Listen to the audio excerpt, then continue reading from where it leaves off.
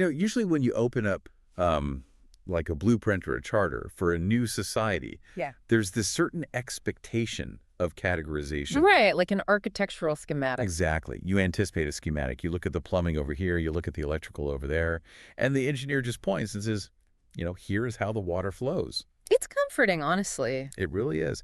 We naturally, like our economics in one corner, our theology in another, and our legal code tucked neatly in its own little box. Yeah, that's how modern disciplines work. But then you step into the world of the document you brought us today for this deep dive.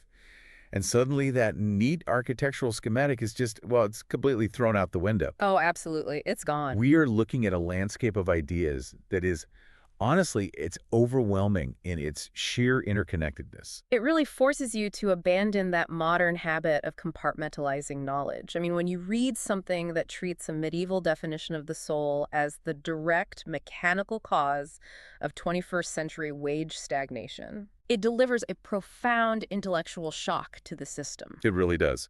So welcome to this custom-tailored deep dive. We are so thrilled you are here with us today. Yeah, thanks for joining us. Just to set the stage for you, this is not a traditional news update, and it is certainly not a quick summary. Definitely. We are embarking on a really intense, feature-length exploration of a massive, highly provocative manuscript you've shared with us. The scope of it is just wild. It is. Our primary source today is titled Draft Multiverse Journal, Index number 2240, The Renewal of the Commonwealth. Quite a title. Right.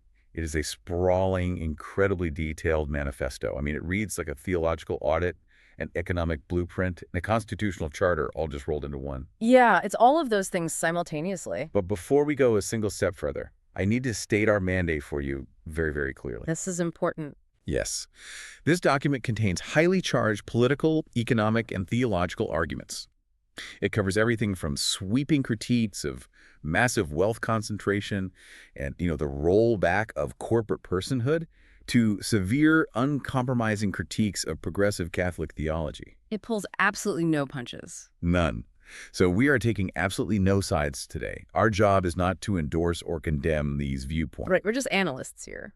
Exactly. We are here to impartially unpack the fascinating architecture of the ideas contained in your sources. We are here to understand the machinery of this argument. And to map out that machinery, we must also lean on the background material you provided. It really serves to frame this whole deep dive. What else are we looking at?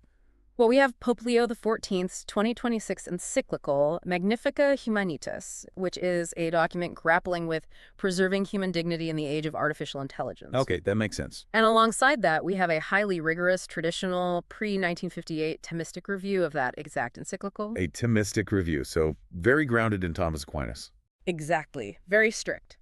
And finally, there is a fascinating socio-psychological treatise called The Compelled Fall. Right, I saw that one. Yeah, so we will use these secondary sources purely as an analytical lens. They provide the necessary context to understand the philosophical and psychological engine driving the primary manifesto.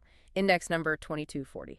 Because the ambition of Index 2240 is just staggering. I mean, it opens by essentially correcting a pope on the nuances of medieval theology. Right out of the gate. Right out of the gate. And then it pivots, without so much as clearing its throat, into a comprehensive, mathematically dense plan to redistribute trillions of dollars of global wealth. It's a heck of a pivot. It really is. And it eventually culminates in a total reimagining of child welfare and digital search algorithms. It leaves no stone unturned. So my immediate question, and I imagine yours too, listening to this, is simply why?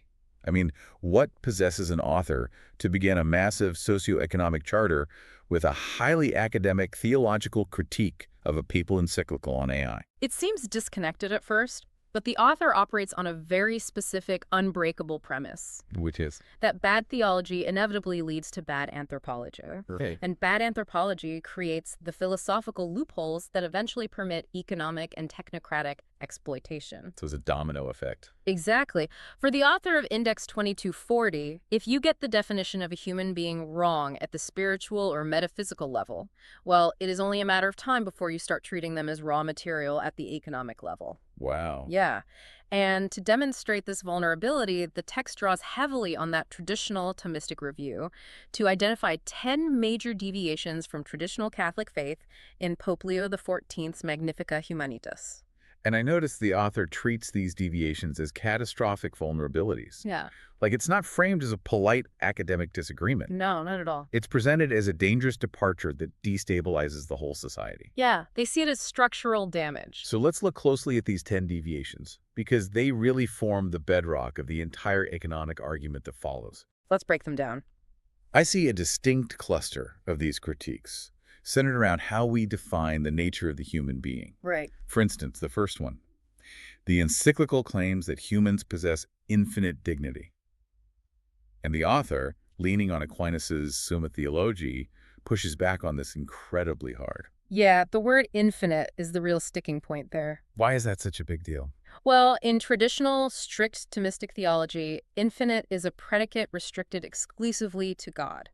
Okay, so it's a divine trait. Exactly. Mhm. Ascribing infinity to a created being is viewed as a severe category error. God's infinite love might be the ultimate cause of human dignity, sure, Right. but the human creature itself remains strictly finite. The author's fear is that if you call a human being infinite, you flatten the critical distinction between the creator and the creature. I suppose that makes sense academically, but, why does that matter to a blueprint for a new society, like for an economic charter? Because if humans are infinite, they have no fixed boundaries. Oh, Yeah. If human nature has no boundaries, it can be endlessly redefined. The author argues that this loose poetic use of infinite dignity is exactly the kind of philosophical loophole that transhumanists and technocrats exploit. that makes a lot of sense. It gives them the theological cover to alter the human genome, or merge consciousness with machines, or redefine biology, and all of it under the guise of exploring our quote-unquote infinite potential. Okay, that immediately clarifies the author's strictness. They are trying to lock the doors against technocratic overreach right at the foundation, Precisely. They are boarding up the windows. which ties perfectly into another deviation in this cluster, the definition of the imago Dei, the image of God. Right, the second major point. Yeah, the Encyclical seems to relocate this image into the concept of relationship and communion. Which, sounds very nice. It sounds beautiful to modern ears. But the author insists that the image of God rests primarily in man's intellectual nature, our capacity to reason and know. And there's a very practical reason they insist on that. What's the flaw with the relationship model? Well, if your inherent dignity and reflection of the divine depend on your capacity for relationship, what happens to the person in a coma? Oh, wow. Right. What happens to the profoundly isolated or the severely cognitively impaired who literally cannot form traditional relationships? They would lose their dignity under that definition. Exactly. By insisting the image of God is rooted in our inherent intellectual nature, even if that nature is obscured by illness or youth, you establish an objective baseline of dignity. One that can't be taken away. Right. It cannot be contingent on social utility or connection. And that objective baseline brings us to the third point, the concept of moral dignity. This one is crucial. The Encyclical suggests that human dignity is essentially untouched by the choices a person makes, that it doesn't depend on right or wrong. Yeah, that's a very modern view. But the author counters this by distinguishing between ontological dignity, which is just the baseline of existing as a human, and moral dignity. The traditional view insists that moral dignity is absolutely forfeited through grave sin. And this is a crucial distinction for the economic arguments that come later in the text. How so? Well, the author is terrified that if we declare dignity completely unaffected by our actions, we systematically destroy the capacity to hold powerful people accountable. Because everyone is dignified no matter what they do. Exactly. Think about it. If a corrupt CEO poisons a town's water supply or hollows out the pensions of 10,000 workers, they have forfeited their moral dignity. They've committed a grave sin. Right, and acknowledging that forfeiture is the prerequisite for enacting justice. If everyone retains full dignity regardless of their actions, the justice system becomes paralyzed by this kind of false compassion. That transitions us naturally to the second cluster of deviations I'm seeing here. And this revolves around the nature of reality and objective truth. The epistemic stuff. Yeah. So, deviation 4. The Pope writes about truth growing over time, framing it almost as a process of shade discernment. Which is a very common progressive theological view. But the author attacks this by citing traditional anathemas against the idea that doctrines can evolve into different senses over time. Yeah, the defense of immutable objective truth is central to Index 2240. Why are they so obsessed with truth being fixed? Because if truth is merely a growing process, it becomes subjective, it becomes fluid. Okay. And history shows us that whenever truth is made fluid, the most powerful actors in society inevitably dictate the direction of its flow. Oh, that is such a good point. The powerful get to decide what the new truth is. Exactly. For the author, an objective, unchanging truth is the only shield the powerless have against the whims of the powerful. Which perfectly explains their intense reaction to the fifth deviation, the Pope's statement that the Church does not have a monopoly on truth, and also the sixth deviation, his framing of religious liberty as a fundamental natural right. Yeah, the author really pushes back here. They pull up 19th century popes, specifically Gregory XVI and Mirari Vos, who explicitly condemned the idea of unlimited religious liberty as a delirium that corrupts society. I know, to a modern ear that sounds incredibly authoritarian. It really does. It's super jarring. It is deeply discordant with modern democratic sensibilities. But you have to understand the logic of the 19th century worldview the author is invoking here. Walk us through that logic. Well, the traditional view did not recognize a natural right to spread error or false religions because they believed shared objective truth was the absolute bedrock of social cohesion. So pluralism is actually a threat in that view. Right. The Encyclical's embrace of pluralistic societies, where all viewpoints get equal footing by law, is seen by the author as an abandonment of the Church's unique custodial role over divine revelation. Summarized in that ancient formula they quote, right? Extra ecclesiam nulla salus. Yes. Outside the Church, there is no salvation. The author believes pluralism inevitably degrades into relativism. And relativism, again, only benefits those wealthy enough to manipulate public perception. Wow. Okay, so that's the first six. The final cluster of deviations focuses on institutional purity and the ultimate consequences of actions. Let's look at the just war theory. Yeah, deviation 7. The Pope declares the just war framework outdated. Which is a huge shift. It is. But the author argues that since just war principles are grounded in natural law, and natural law is by definition immutable, a true principle cannot simply become outdated. Right, it doesn't have an expiration date. Exactly. It might be vastly more difficult to apply justly in an era of nuclear weapons or cyber warfare, sure, but the underlying moral principles like proportionality and non-combatant immunity, those remain permanent. They are fixed laws of morality to the author. Which leads to deviation 8 regarding apologizing for the Church. The Pope apologizes for the historical sin of slavery in the name of the Church.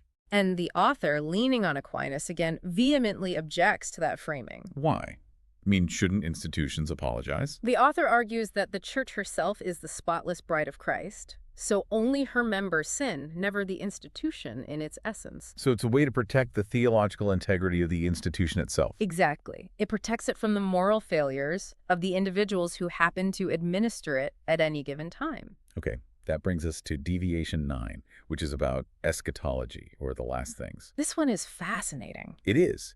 The Encyclical paints this broad vision of ultimate grace. But the author forcefully reminds the reader that traditional Catholic faith requires belief in everlasting fire for the wicked. You cannot just leave out hell. Right. And I have to admit, seeing a defense of literal hellfire in a document that is about to propose a massive wealth tax is just, it's very jarring. It seems jarring until you view it through the lens of ultimate accountability. How so? While earthly justice systems are deeply flawed, Absolutely. the wealthy often escape consequences for devastating economic crimes. For the author, the doctrine of hell is the ultimate non-negotiable backstop of justice. It's the final court of appeals. Yes. It guarantees that those who extract wealth and destroy lives and manage to die peacefully in their mansions will eventually face an incorruptible judge. Wow. Without that theological backstop, the author feels the moral universe is fundamentally unjust. That is a heavy, heavy concept. Yeah. And it brings us to the 10th and final deviation, which serves as the perfect bridge to the economic thesis. Private property. The pivot point. The Encyclical seems to subordinate private property entirely to the universal destination of goods, the theological concept that the earth was given to all of humanity. Which implies property is purely functional for the collective. Right. But the author pushes back, noting that traditionally, property has a twofold character. Yes, goods have a fundamental social use, but the right to private property is its own distinct natural right, and neither aspect should completely absorb or destroy the other. They are defending the right to own things, but placing a massive, undeniable moral mortgage on that ownership. Let me try an analogy here to synthesize this really dense opening for you listening. It sounds to me like the author of Index 2240 is treating traditional theology exactly like the source code of a computer operating system. Oh, I like that. Right. If you introduce a single bug into the foundational code, like defining human nature as infinite, or deciding that truth is a fluid process, or decoupling human dignity from moral behavior. The bugs multiply. Exactly. Yeah. The entire societal operating system is going to crash further down the line. Yeah. You inadvertently create these philosophical vulnerabilities that bad actors, technocrats, and monopolists can exploit to rewrite reality in their favor. That analogy captures the author's intent perfectly, and if we look at the pre-1958 Thomistic review of Magnifica Humanitas from your background materials, it confirms this exact dynamic. It validates the strictness. Yes. The strict Thomistic standard requires razor-sharp, uncompromising precision, because loose theological language enables the very technocratic paradigm the Pope is attempting to warn the world against. It's like giving them the keys to the castle. Exactly. If human nature isn't a fixed objective reality, the technocrats have absolute permission to redefine humanity however it suits their economic models. So the author has established an incredibly rigid, traditional philosophical baseline here. Human dignity is tied strictly to natural law. Objective truth exists and is knowable. Our rational faculties are the core of our humanity, and actions carry ultimate moral weight. That is the foundation. And with that baseline cemented, the text pivots so dramatically it almost gives you whiplash. It really does. We move out of medieval theology and plunge into a blisteringly modern secular grievance. Part 3 of the Charter is titled The Indictment, and it does not pull its punches. No, this is the core macroeconomic thesis of the document.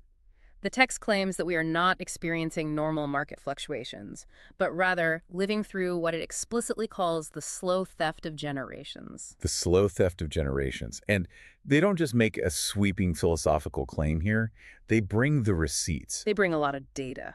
Let's look at the specific data points they cite, because they paint a really stark picture. They point out that between 1979 and 2019, the net productivity of the U.S. economy, the actual tangible value generated by human labor and innovation, rose by roughly 60%. Right. But during that exact same 40-year window, typical worker compensation rose by barely 16%. Think about the magnitude of that divergence. Productivity climbed more than 3.5 times as fast as the wages of the people actually generating the wealth. That's wild. And the author states explicitly, quote, "This was not wealth that vanished into the ether. This was wealth that was made by the hands of labor and carried off by the hand of capital." And they fiercely reject the narrative that this was just some natural, unavoidable outcome of globalization or technological advancement. They don't buy that at all. Not for a second. They argue it was deliberate, engineered policy. They point to a concerted effort to break private sector unions, the intentional erosion of the minimum wages purchasing power, aggressive financial deregulation, and massive, repeated tax cuts for the wealthiest brackets. The shift in the tax burden is perhaps the most quantifiable piece of this entire indictment. Well, walk us through those numbers. Well, the text outlines how the corporate share of federal revenue simply collapsed over the latter half of the 20th century. How much of a collapse? In the 1950s, corporations paid nearly 30% of federal revenue. 30%. Recently, that figure has plummeted to under 10%, which actually amounts to roughly 1.5% of the total U.S. economy. 1.5%. So the corporations are utilizing the roads to ship their goods, they're relying on the courts to enforce their patents, and they're hiring workforces educated by public schools, but their contribution to sustaining that infrastructure has nearly vanished. Exactly. The financial burden was systematically shifted entirely onto the workers' income tax. It's a massive wealth transfer. But, the most visceral claim in the text, the one that really makes this macroeconomic data hit home for you and me, is their analysis of the destruction of the family wage. This is where it gets very personal. It does. There used to be a time within living memory when a single average wage earner could sustain a household. They could secure a mortgage, feed a family, and have one parent completely dedicated to raising the children or caring for the community. That was the standard. Right. Now, it routinely takes two earners, both working full-time and constantly stressed, just to hold the exact same economic ground that one earner comfortably held decades ago. The fundamental unit of society, the family, has been stretched to the absolute breaking point just to tread water. And to truly understand the psychological impact of this economic reality, we need to weave in a critical concept from your supporting source, the compelled fall. Oh yeah, the managed silence. Yes, that text introduces this phenomenon of the managed silence. Consider this. A multi-trillion-dollar wealth transfer took place over 40 years. It amounts to an extraction of roughly $54,000 annually per family in the bottom 90%. $54,000 a year. That is life-changing money. Exactly. And how did the professional classes, the prominent economists, the mainstream journalists, the political establishment, how did they react? How did they? They watched this massive extraction happen in real time and universally praised it as efficiency and market optimization. They didn't just ignore it. They actively suppressed the reality of this extraction. They told the Right. public that free trade and financialization were making everyone richer, even as people could feel their own standard of living decaying around them. Exactly. And according to the psychological framework in the compelled fall, this managed silence, this forced societal acceptance of a deteriorating reality, while authoritative voices assure you everything is optimal, it creates a profound psychological trauma. A dissonance. Yes. And the authors coined the term homo umbrans, or the shadow human. What does it mean to be a shadow human in practical terms, like day to day? It describes a population that is perpetually exhausted, economically extracted, and increasingly alienated from their own rational agency. Wow. When your lived reality, the inability to afford a home, the dread of a medical bill, is constantly contradicted by the official economic metrics telling you the GDP is soaring. You begin to doubt your own sanity. Precisely. You become a shadow of a fully realized citizen. You cannot form stable families. You cannot participate meaningfully in civic life. And the most insidious part is that the culture convinces you that your precarity is entirely your own moral failure. It's your fault you can't keep up. The author of Index 2240 does not view this through the detached lens of a modern economist. They don't look at this 60% productivity to 16% wage gap and call it a market inefficiency or an unintended externality. No, they use much stronger language. They reach back into their theological arsenal and literally called it a sin, crying to heaven for vengeance. It is a striking, almost jarring fusion of hard, modern economic data and ancient biblical wrath. It really is. They quote the Epistle of James directly at the architects of this economy, saying, "Your gold and silver is cankered, and the rust of them shall be a witness against you." It is the language of the prophets applied to a macroeconomic data set. Right. And by framing the economic reality not as a structural flaw, but as a profound moral crime, the author sets the stage for a demand for absolute accountability. Which brings us to the solutions. If the author genuinely believes that trillions of dollars of wealth were systematically and deliberately stolen from the working class over 40 years, how do they propose rectifying it? Because the text is incredibly adamant in Part 4 that they do not want philanthropy. That distinction is the beating heart of their economic solution. Charity versus restitution. Right. The text states, charity bestows what is one's own, restitution returns what was another's. That's a huge difference. It is. They have absolutely no interest in billionaire philanthropy. They do not want the wealthy to feel generous. They want the repayment of a stolen asset. They are demanding mandatory structural restitution. So let's unpack the mechanics of that restitution, because they get very specific. It begins with an ancient concept that they drag right into the 21st century, the Jubilee. The concept of the Jubilee is grounded deep in the book of Leviticus. Right, in the Old Testament. Yes. In ancient Israel, it was a statutory, periodic restoration of the economic baseline. Every 50 years, debts were unconditionally released and land was returned to its original families. Just a total reset. Exactly. The entire purpose was to prevent a perpetual, inescapable aristocracy of wealth from forming over generations. And Index 2240 proposes enacting a modern Jubilee. Yes. The very first step is the immediate, sweeping cancellation of ruinous predatory debt, specifically targeting medical debt, educational debt, and exploitative high-interest consumer debt that really functions as a trap for the poor. Okay, but I can hear the objections already. You wipe the slate clean, which offers immediate relief, sure. But if you don't change the underlying system, people will just fall back into debt 5 years later. Which the author anticipates. Right. Okay. So how do you ensure the wealth of the nation actually flows back to the people continuously? Their answer is the Commonwealth dividend. the dividend. Yeah, this is an unconditional cash floor paid out regularly to every single citizen. Yeah. And I notice they are incredibly careful with their language here. They never refer to it as welfare.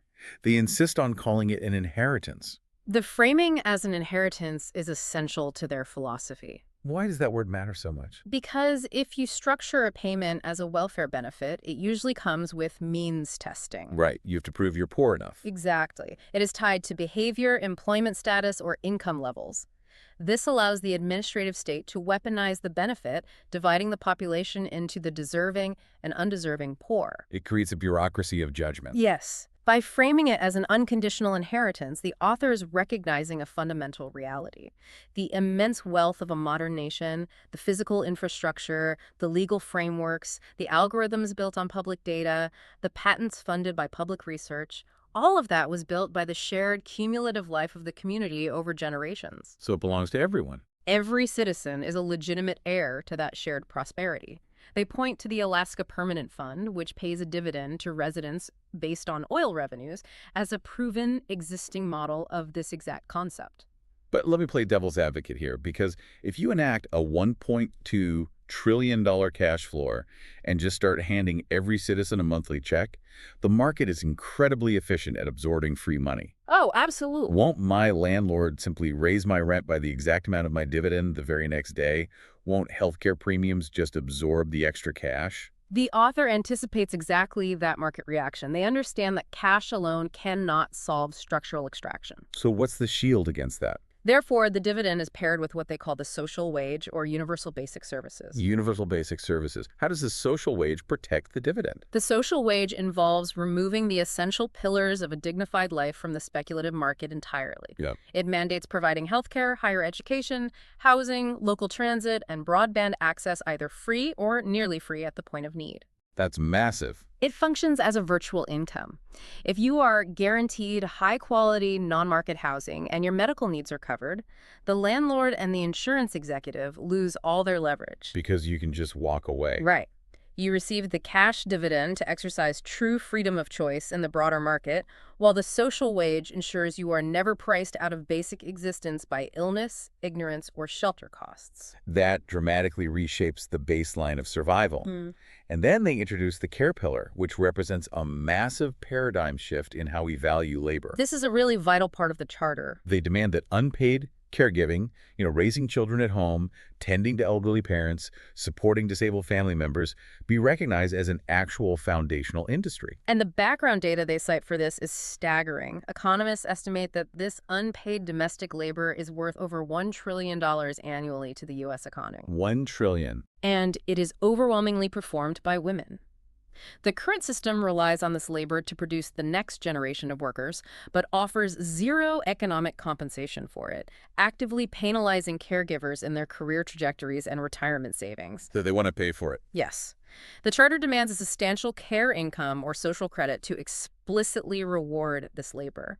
They are attempting to restore the material conditions where a family can actually focus on flourishing without the crushing, constant dread of economic precarity. Okay, I have to pause here and voice a massive contradiction. Let's hear it. We started this deep dive exploring the author's incredibly traditional conservative Catholic theology, which included a robust defense of private property and a deep suspicion of centralized state power. Yes, we did.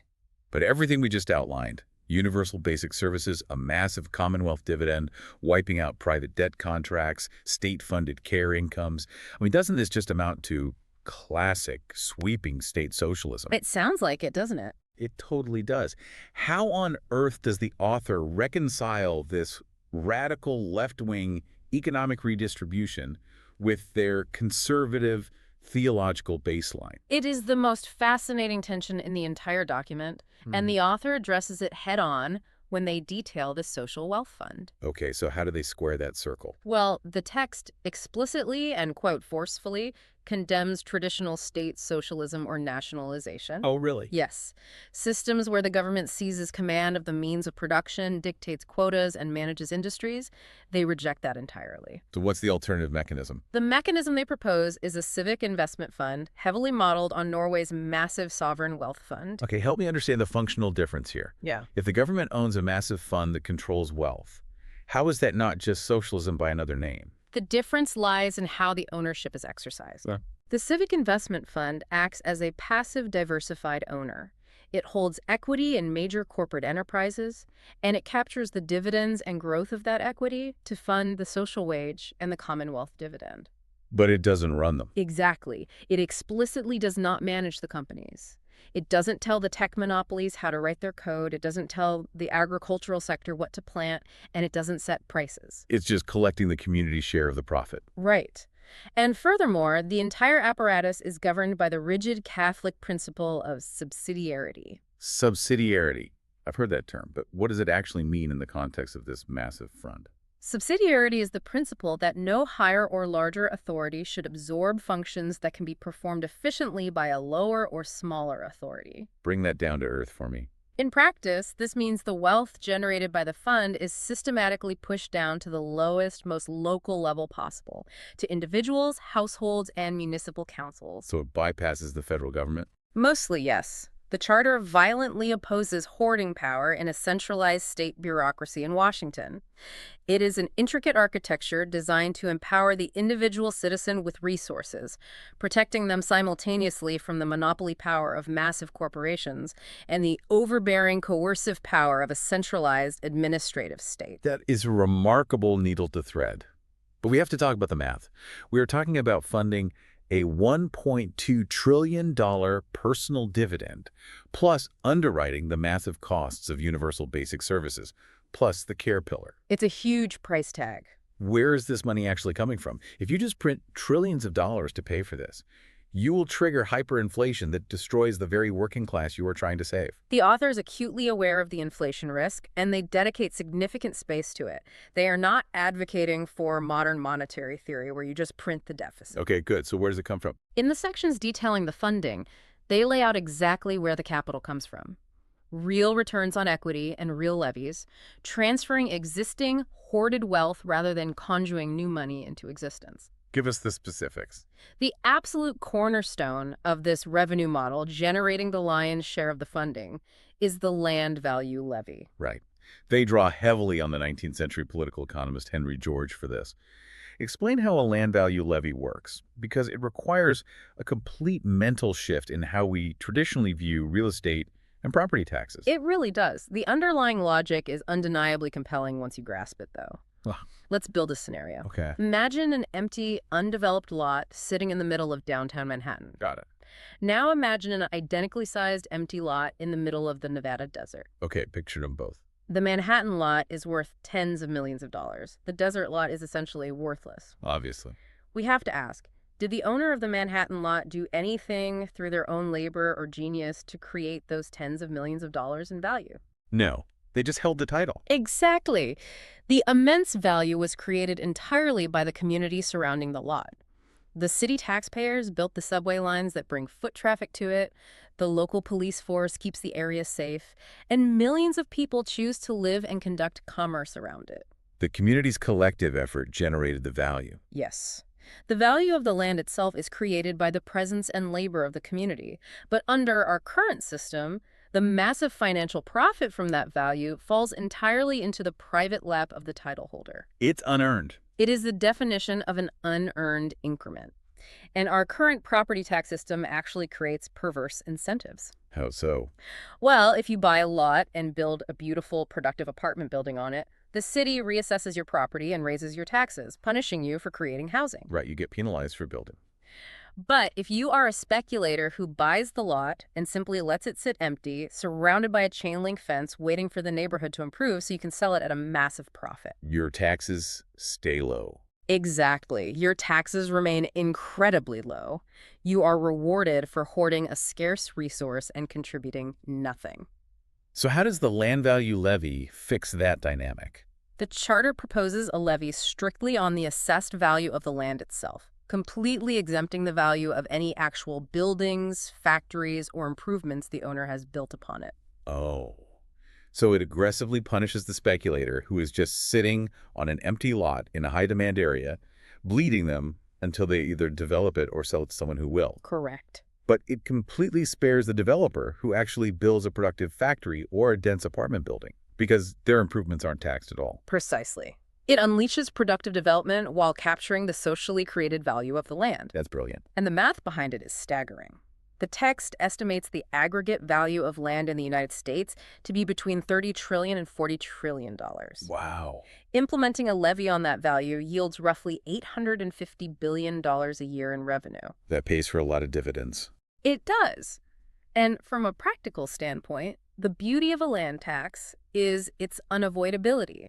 You cannot hide a downtown city block in an offshore shell company in the Cayman Islands. Yep, it's right there. And you cannot pack up the land and move it across the border to avoid the levy. It sits out in the open, impossible to evade. That secures a massive chunk of the necessary revenue. But they also go after corporate tax evasion by proposing a flat tax coupled with formulary apportionment. Yes, to close the international loopholes. What does that mean, and how does it stop the current shell game companies' play? Currently, multinational corporations use incredibly complex webs of intellectual property transfers to hoard profits offshore. Like the double Irish with the Dutch sandwich stuff. Exactly. A company might design a phone in California and sell it in New York, but they transfer the patent for the phone to a subsidiary in Bermuda. Okay. Then the U.S. branch pays an exorbitant licensing fee to the Bermuda branch, magically wiping out their U.S. profit and paying near zero taxes in a haven. Because on paper, the U.S. branch didn't make any money. Exactly. Formulary apportionment destroys that loophole completely. It ignores the creative accounting. How does it work? Instead, you tax the multinational corporation based on a strict mathematical formula calculating where their real physical economic activity actually occurs. Real activity, so not just paper trails. Right. You look at where their real sales happen, where their physical payroll is located, and where their hard assets are situated. Oh, that makes so much sense. If a massive tech company does 30% of its actual global business in the United States, it pays taxes on 30% of its total global profits to the United States, regardless of what its creative bookkeeping claims about Irish or Bermudan subsidiaries. That is incredibly elegant. It just cuts right through the nonsense. Yeah.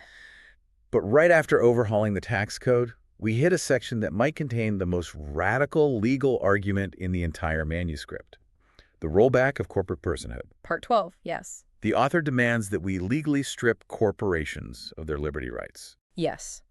They are attacking the foundational legal fiction that allows concentrated wealth to dominate the political sphere. Which is that a corporation is a person. Right. They argued that a corporation is not a living soul. It is not endowed by a creator with inalienable rights. It is merely a piece of paper, a state-granted charter designed specifically for the limited purpose of conducting business and limiting liability. Okay, so what do they propose instead? Therefore, the author argues, the corporation should absolutely retain its property rights. It must have the legal standing to own real estate, sign binding contracts, and sue or be sued in court to function economically. Sure. Business needs to happen. But it should absolutely not possess liberty rights. It has no soul, and therefore it should not have a First Amendment right to political speech, nor should it possess a right to religious conscience. Because granting a corporate entity the First Amendment right to free speech essentially legalize the purchase of the political system. Exactly. If money equals speech, the entity with the most money has the loudest voice. The author cites a specific historical precedent here, the 1906 Riggs case, which held that the 14th Amendment's liberty protections apply strictly to natural biological persons, not artificial ones. They're advocating for a complete structural unwinding of modern jurisprudence, rolling back the logic of decisions like Citizen United that equated corporate spending with individual political expression. Let me try another analogy here. It's as if the author is pointing out that we've taken a legal spreadsheet, which, at its core, is all a corporation really is. It is. And we've dressed that spreadsheet up in the constitutional clothes of a human being.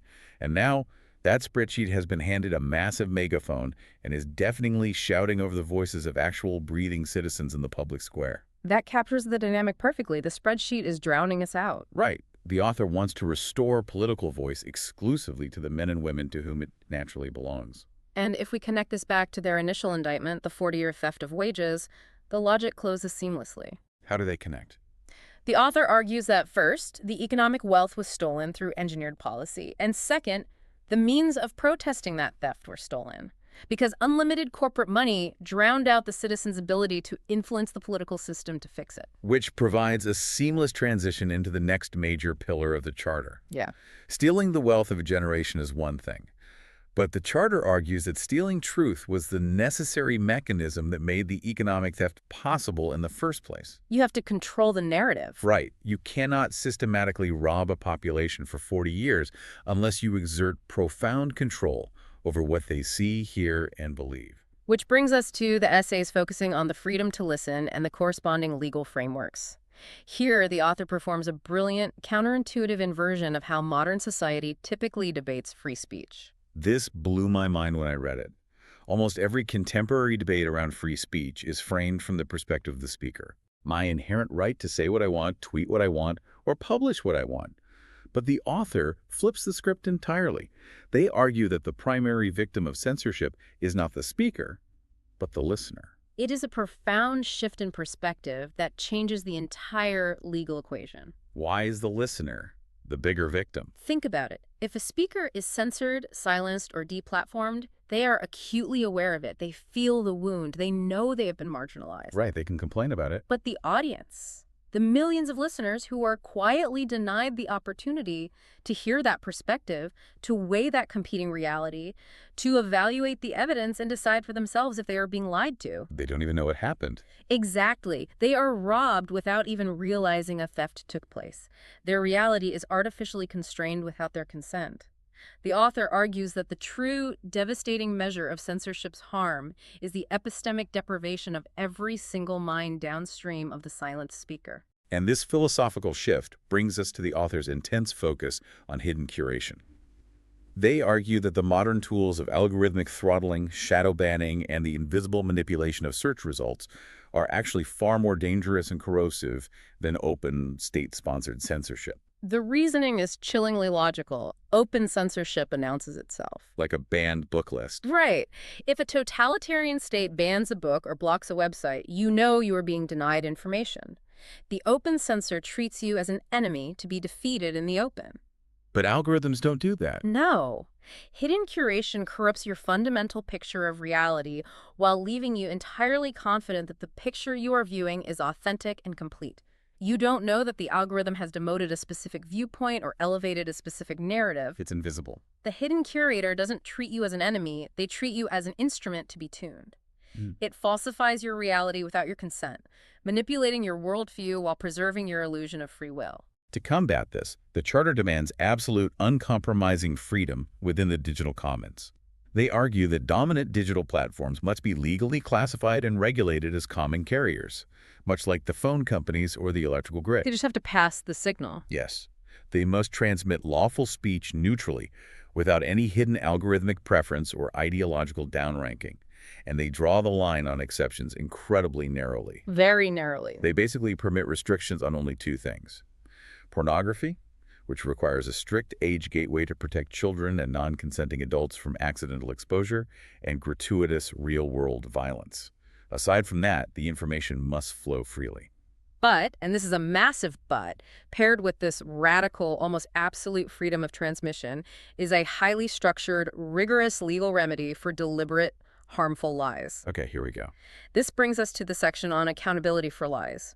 They want to create a mechanism to hold the powerful, politicians, media conglomerates, corporate executives, accountable for injecting deliberate falsehoods into the public bloodstream. Now, whenever someone proposes accountability for lies, the immediate terrifying reaction is that they're just trying to build a dystopian ministry of truth to punish anyone with an unpopular opinion. Of course, that's the fear. So how does the author avoid that? By setting an incredibly high, strictly defined legal bar.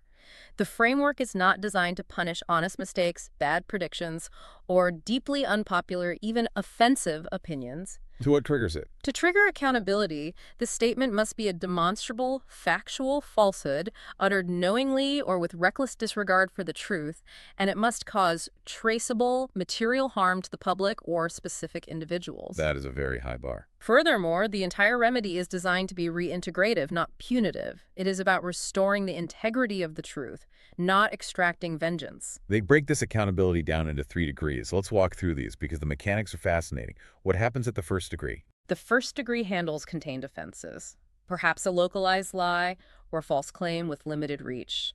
The remedy might simply be a forced, legally binding public retraction. Okay, but retractions are usually tiny. Crucially, this retraction must be given the exact same prominence as the original lie. Ah, so if a major newspaper or a prominent influencer broadcasts a damaging lie on the front page or to an audience of 10 million, they don't get to whisper the retraction 2 weeks later in a tiny footnote on page 14. No, they do not. They have to blast the correction with the exact same megaphone.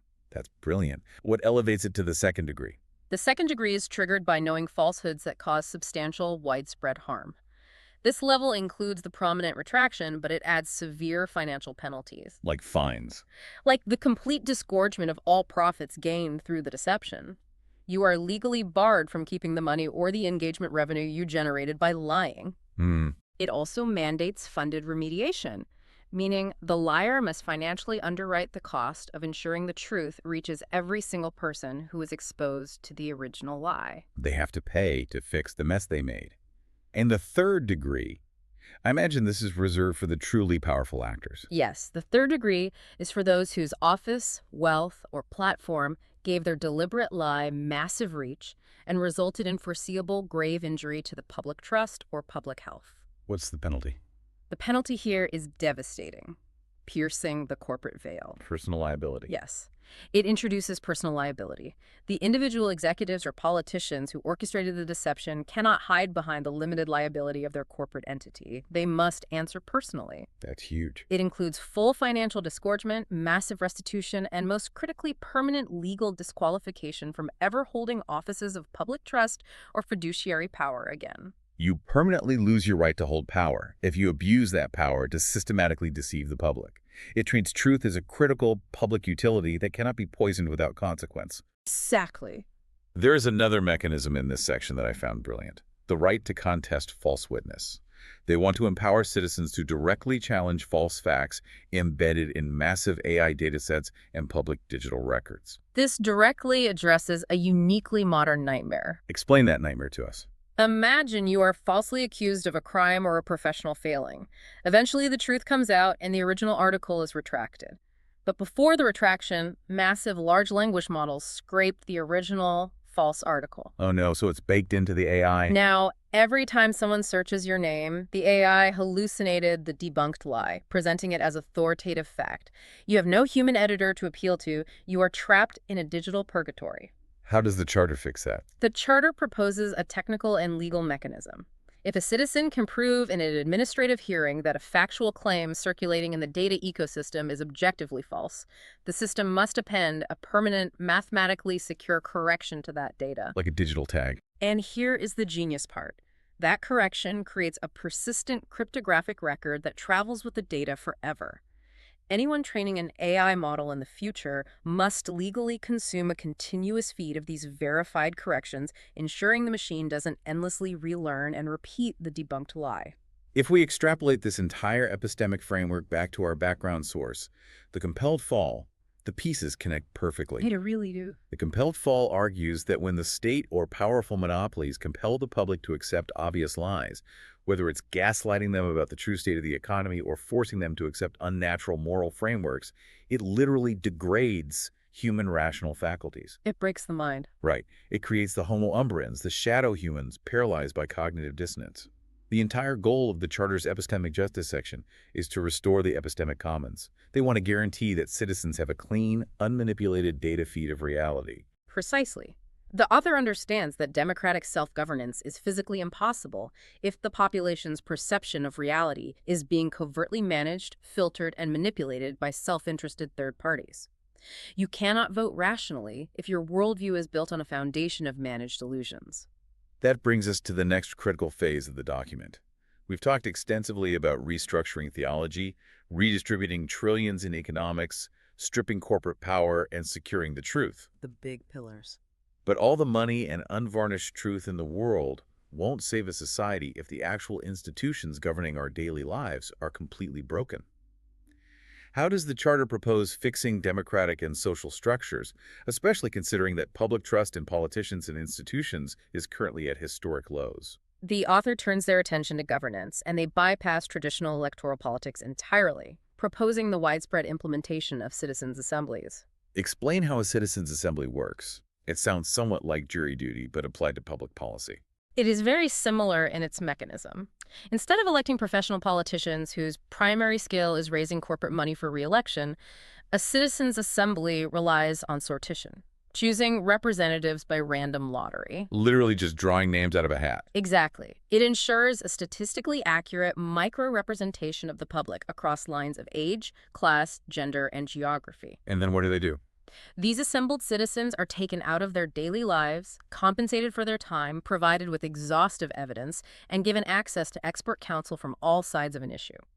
They are then charged to deliberate and recommend binding policy. It sounds utopian, but has this actually worked anywhere in the real world? It is a proven, highly successful model. Ireland famously used citizens' assemblies to resolve deeply contested, agonizing constitutional issues, Like that. like the legalization of abortion and same-sex marriage, issues that had completely paralyzed their professional, polarized political class for a generation. By removing the pressure of fundraising and re-election, ordinary citizens proved remarkably capable of nuanced, compassionate deliberation. The Charter sees this as a way to bypass the purchased political class entirely. They also push for participatory budgeting, taking the principle of subsidiarity we discussed earlier and making it literal. Local neighborhoods actually get to debate and allocate a portion of the investment funds directly, rather than waiting for a distant city hall to pave their roads. It puts the money where the people are. And I was particularly struck by their proposal to create a guardian of future generations. Yes, they modeled this on an innovative office that currently exists in Wales. How does that work? The Guardian is an independent, nonpartisan office with a singular mandate to meticulously weigh every piece of proposed current policy against its projected effect on the unborn and future generations. Because right now, politicians don't care about the unborn. The structural flaw of modern democracy is its obsession with the 2 to 4 year election cycle.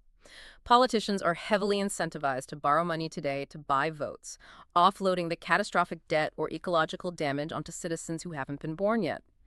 The Guardian forces the political system to confront and calculate its long-term inheritance. It forces a long-term horizon on a short-term system. And speaking of long-term civic health, we must discuss their vision for national service.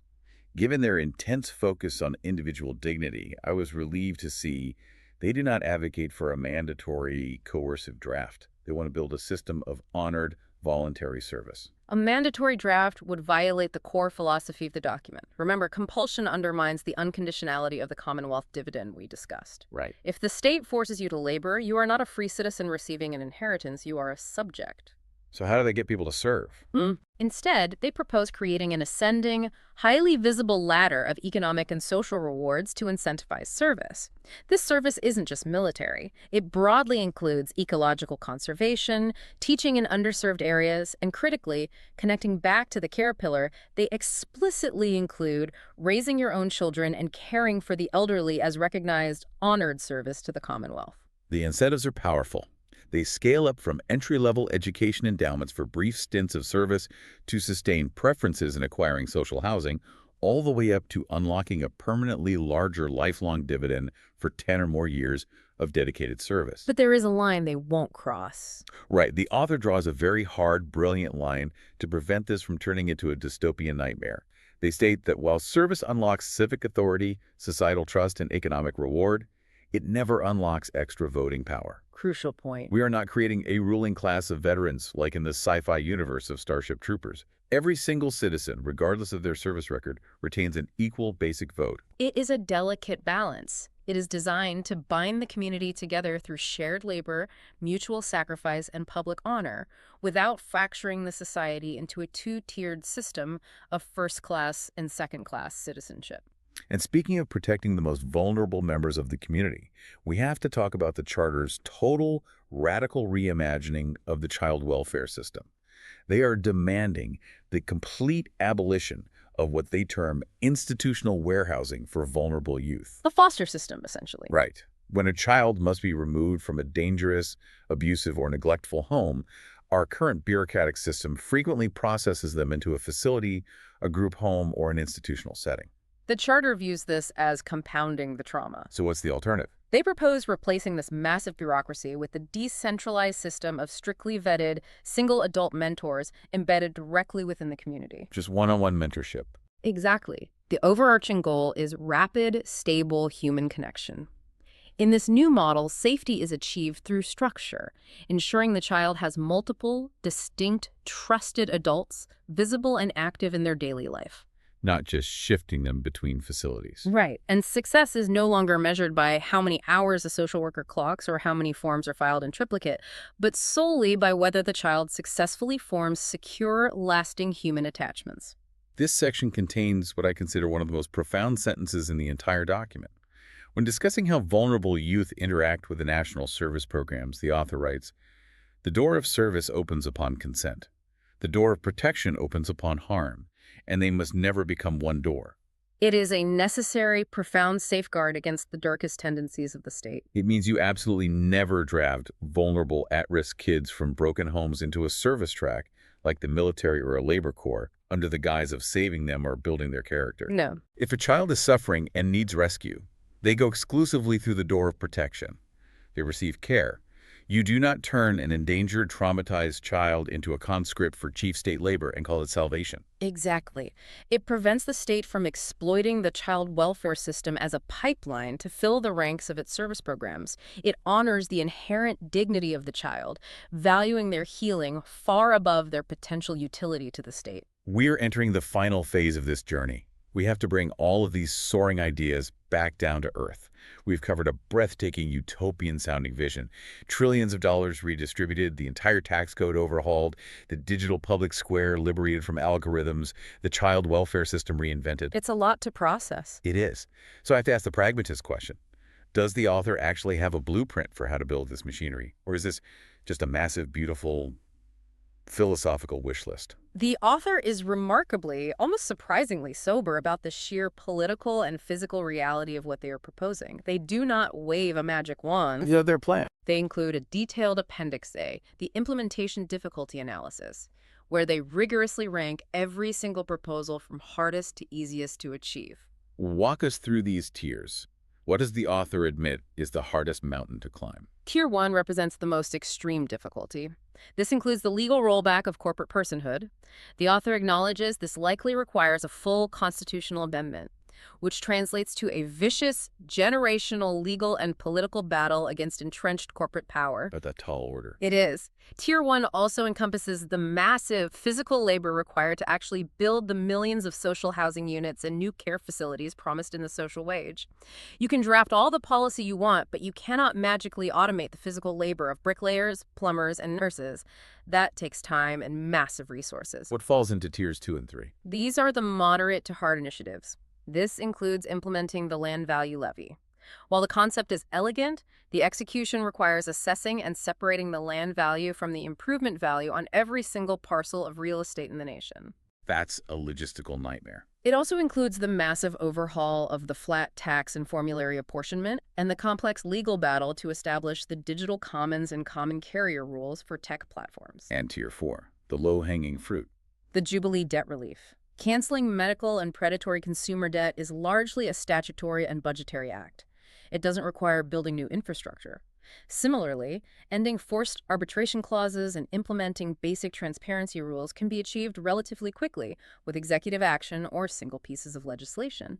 But buried in this implementation section is item 6, which I think is the secret weapon of the entire document, the AI standardized protocol layer. Yes.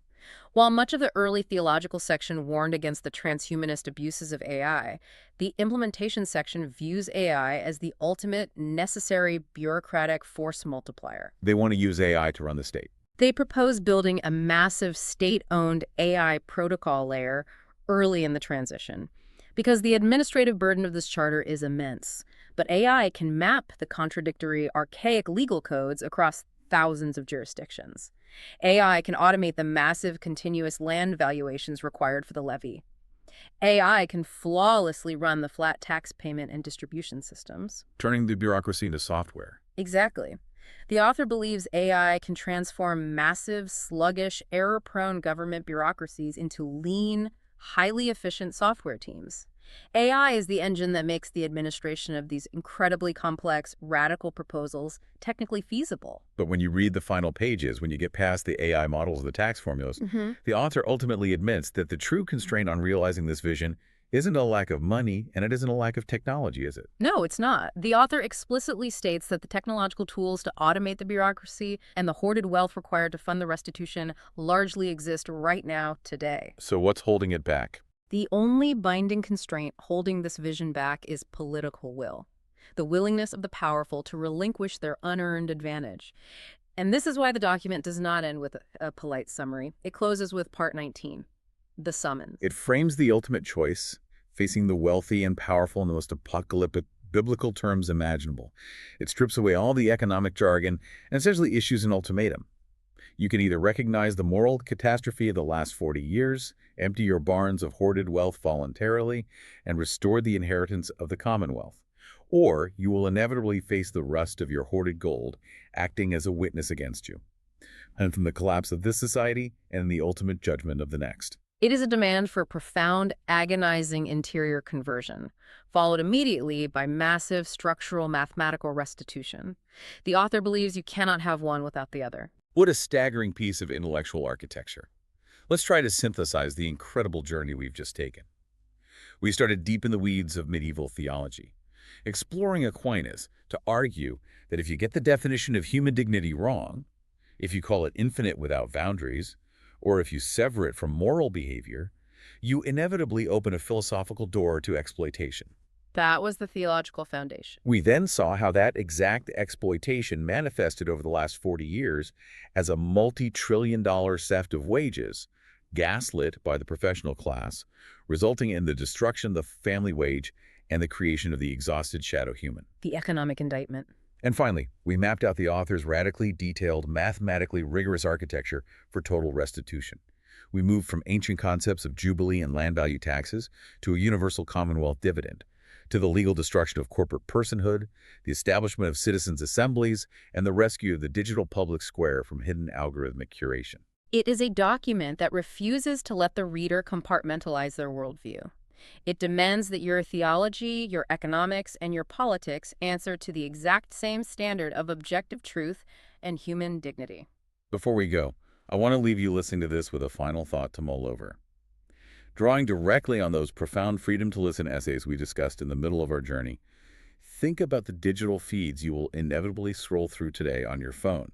You know exactly what you're seeing, you can analyze the arguments presented to you, but based on the stark warnings in this charter, what should truly keep you awake at night is what you are not seeing.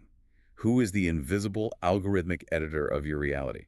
What perspectives, what facts, what pieces of the human experience have been quietly filtered out of your feed before you even open the app?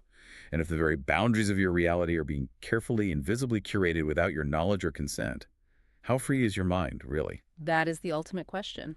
We want to thank you so much for bringing such an extraordinary, challenging, and deeply provocative stack of sources to the table today.